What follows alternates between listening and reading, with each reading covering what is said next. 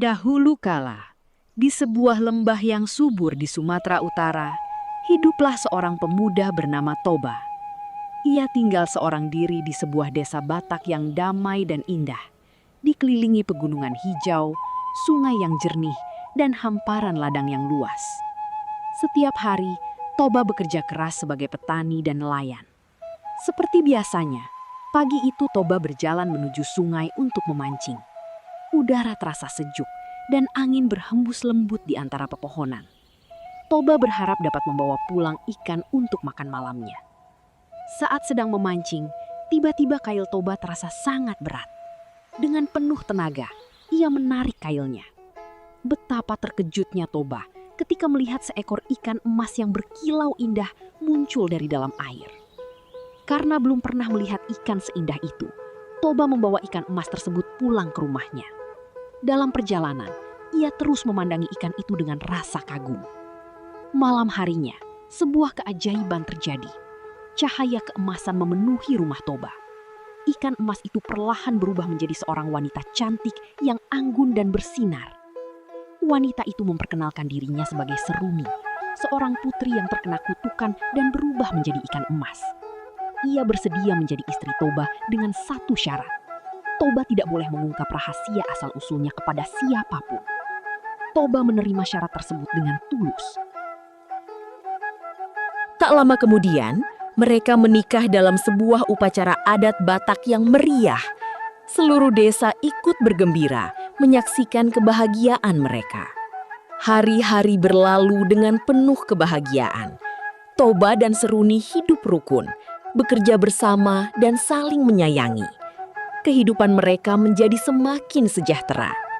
Beberapa waktu kemudian, kebahagiaan mereka bertambah dengan lahirnya seorang anak laki-laki yang diberi nama Samosir. Kehadiran Samosir membawa sukacita besar bagi keluarga kecil itu. Samosir tumbuh menjadi anak yang aktif dan ceria. Ia senang bermain di sekitar rumah dan membuat kedua orang tuanya tertawa bahagia. Namun seiring bertambah usia, Samosir mulai menunjukkan sifat yang kurang baik.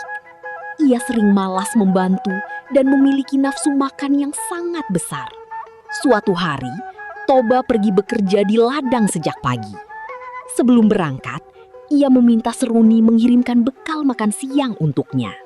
Dengan penuh kasih sayang, Seruni menyiapkan makanan untuk suaminya. Ia lalu meminta Samosir mengantarkan bekal tersebut ke ladang.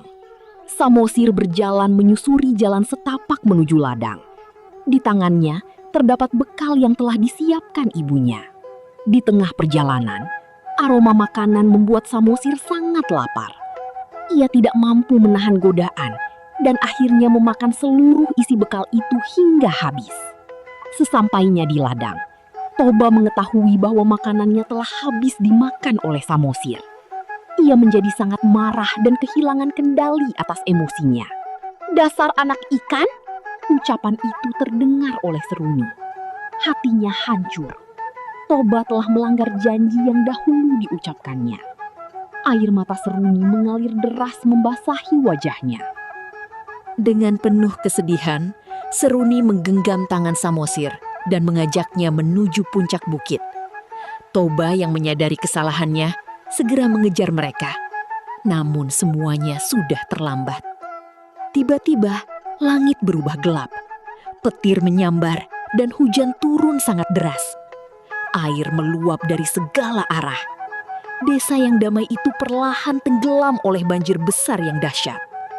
Air terus memenuhi lembah hingga membentuk sebuah danau yang sangat luas.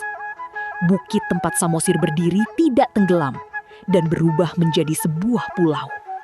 Sejak saat itu, danau tersebut dikenal dengan nama Danau Toba.